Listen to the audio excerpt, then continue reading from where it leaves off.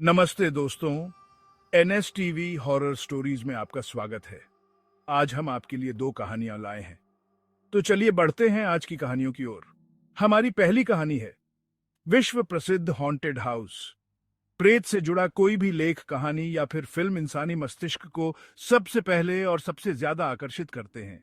लेकिन सच यही है कि इस पर तब तक विश्वास नहीं किया जा सकता जब तक कि कोई इन्हें अपनी आंखों से ना देख ले या फिर कोई इन्हें महसूस ना कर ले। ऐसा ही कुछ तथ्य भूत बंगलों से जुड़ा हुआ है, जिस पर वो व्यक्ति कभी विश्वास नहीं करता जिसने वहां मौजूद पारलौकिक शक्तियों का अनुभव न किया हो। आज हम आपको ऐसे ही कुछ विश्व प्रसिद्ध हॉन्टेड हाउस के बारे में बताएंगे, जिनके भीतर बुरी आत्माओं का वास तो है, लेकिन जहां कुछ लोग इसे सिर्फ मनगढ़ंत कहानी मानते हैं, तो कुछ इन जगहों का नाम सुनकर भी कांप जाते हैं। One, white house. जी हाँ, विश्व के सबसे ताकतवर आदमी का निवास स्थान व्हाइट हाउस सिर्फ इसलिए नहीं जाना जाता क्योंकि वहां अमेरिका के राष्ट्रपति रहते हैं, बल्कि इससे भी ज्यादा खास बात यह है कि यहां अमेरिका के दूसरे राष्ट्रपति जॉन एडम्स, जिन्होंने अमेरिका के स्वतंत्रता संग्राम में बहुत महत्वपूर्ण भूमिका निभाई थी, उनकी आत्मा आज भी इस स्थान को छोड़कर नहीं गई है। बहुत से लोगों ने यहाँ किसी बूढ़े व्यक्ति को घूमते देखा है, जो एक ही नजर में आंखों से ओझल हो जाता है। कुछ लोग इस बूढ़ी परछाई को लिंकन की आत्मा कहते हैं, लेकिन इस परछाई के पहनावे और व्यवहार से इसे जॉन एडम्स का ही प्रेत कहा जाता है। To the schooner hotel, England. विश्व का सबसे पुराना और सबसे भूतहा स्थान है यह होटल। इतिहास के महान चरित्र किंग जॉर्ज तृतीय और चार्ल्स डिकन इस होटल में बहुत समय तक रुके थे। उन्हें यहाँ ठहरना पसंद था। वैसे तो यह होटल आज भी आमजन के पूरी रात खुला रहता है, लेकिन फिर भी आप यहाँ ठहरने का रिस्क नहीं ले सकते, क्योंकि ब्रिटेन की एक पैरानॉर्मल सोसाइटी ने यह पाया है कि यहाँ प्रेत आत्माएं अपनी मौजूदगी दर्ज करवा चुकी हैं और उनके साथ समीपता रखना इंसानों के लिए घातक सिद्ध हो सकता है। इस होटल के कमरे 17 और 28 बेहद खौफनाक हैं। यहाँ ठहरने वाला कोई भी व्यक्ति अपनी जान नहीं बचा पाया है। 3, ला लॉरी हाउस, अमेरिका। सन 18 के शुरुआती दौर में इस होटल में मैडम ला लॉरी रहा करती थी। दुनिया के सामने वह एक बहुत अच्छी महिला के तौर पर रहती थी, लेकिन पीठ पीछे वह अपने गुलामों और नौकरों के साथ बहुत बुरा और अमानवीय सलूक करती थी। एक रात उनके एक गुलाम ने उस घर में आग लगा दी, जिसमें जलकर ला लॉरी की मौत हो गई। लेकिन उस आग में सिर्फ उनका शरीर जला था, क्योंकि उसकी आत्मा आज भी वहीं भटक रही है और वहां आने वाले लोगों को यातनाएं देती है। लोगों ने कई बार वहां अजीब सी आवाजें सुनी हैं, जो सुनने में बेहद डरावनी होती हैं। 4, the tower of London, England. एक समय था जब इस जगह इंग्लैंड की खतरनाक कुख्यात हस्तियों को बंदी बनाकर रखा जाता था, जिनमें से कई बंधकों के सिर काट दिए गए या उन्हें फांसी पर लटका दिया गया। उन्हीं मृत बंधकों की खतरनाक आत्माएं आज यहाँ भटकती हैं और आने जाने वाले हर व्यक्ति को परेशान करती है।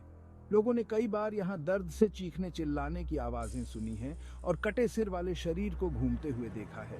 इस कहानी में बस इतना ही। आइए बढ़ते हैं आज की दूसरी कहानी की ओर। वर्षों पुरानी घटना है। दानापुर रेल मंडल में एक उज्जड़ और झगड़ालू किस्म का कर्मी मोहन सिंह ट्रांसफर होकर आया। उसका तबादला करवाया गया था। वह जहां नियुक्त था, वहां सबसे लड़ता झगड़ता रहता था। उसके सहकर्मी और अधिकारी उससे आजिज आ चुके थे। उनकी कई शिकायतों के बाद उसका तबादला किया गया था। दानापुर रेल मंडल के अधिकारियों और कर्मियों को उसके बारे में जानकारी मिल चुकी थी। मोहन सिंह ज्वाइन करने के बाद तुरंत क्वार्टर की मांग करने लगा। कोई क्वार्टर खाली था नहीं। एक क्वार्टर था जो भुतहा माना जाता था, इसलिए कई वर्षों से बंद पड़ा था। रेल मंडल के अधिकारियों ने उसे वही क्वार्टर आवंटित कर दिया। वह बेहिचक उसमें प्रवेश कर गया, उसकी सफाई कराई, रंग रोगन कराया, फिर आराम से अकेला रहने चला आया। पहले ही दिन रात को लकड़ी के चूल्हे पर खाना बनाने बैठा तो उसके आसपास कुछ पत्थर गिरे। वह चौंका, लेकिन कहीं कुछ दिखाई नहीं पड़ा। वह अपना काम करता रहा। थोड़ी देर बाद फिर कुछ लकड़ी वगैरह गिरी, एक हड्डी भी गिरी। उसे गुस्सा आया, चीख कर गाली बकते हुए बोला, कौन है रे हरामजादे? हिम्मत है तो सामने आ, तो तुझे बताऊं। तभी ऊपर से एक आदमी का कटा हुआ पांव गिरा। मोहन ने उसे पकड़ा और चूल्हे में झोंक दिया। बोला, अब आ साले। जोरों से हंसने की आवाज आई और एक आदमी सामने आ खड़ा हुआ। उसने कहा, वाह बहादुर, तुम बिल्कुल नहीं डरे। लोग तो मेरी आहट से ही कांप जाते हैं। मोहन, क्या चाहते हो? किस लिए ये सब कर रहे थे? व्यक्ति, मुझे तुमसे बहुत जरूरी काम कराना है। तुम हिम्मती हो, इसलिए मुझे विश्वास है कि तुम कर सकते हो। मोहन, क्यों करूं तुम्हारा कोई काम? मुझे इससे क्या फायदा होगा? तुम मेरा काम करोगे तो मैं तुम्हारा एक काम कर दूंगा। तुम जो भी चाहो, साथ में कुछ इनाम भी दूंगा। क्या मेरा तबादला वापस पुरानी जगह करा सकते हो? बिल्कुल करा दूंगा, वादा करता हूं। तो फिर ठीक है, बोलो तुम्हारा क्या काम है? देखो, मैं एक प्रेत हूं, मेरा भाई भी प्रेत है। उसे एक तांत्रिक ने कैद कर लिया है। वह उसे एक घड़े में बंद कर कल श्मशान ले जाएगा और जमीन में गाड़कर भस्म कर देगा। फिर वह कभी आजाद नहीं हो सकेगा। तो मैं इसमें तुम्हारी क्या मदद कर सकता हूं? तुम अगर घड़ा को तोड़ दोगे तो वह आजाद हो जाएगा। यह काम तुम क्यों नहीं कर लेते? तांत्रिक के बंधन के कारण कोई प्रेत यह काम नहीं कर सकता। उसकी शक्ति काम नहीं करेगी, मनुष्य यह काम कर सकता है।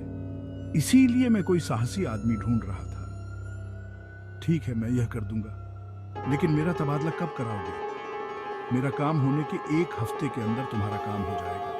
तुम्हें दूर से पत्थर मारकर घड़ा फोड़ देना है। कब चलना है?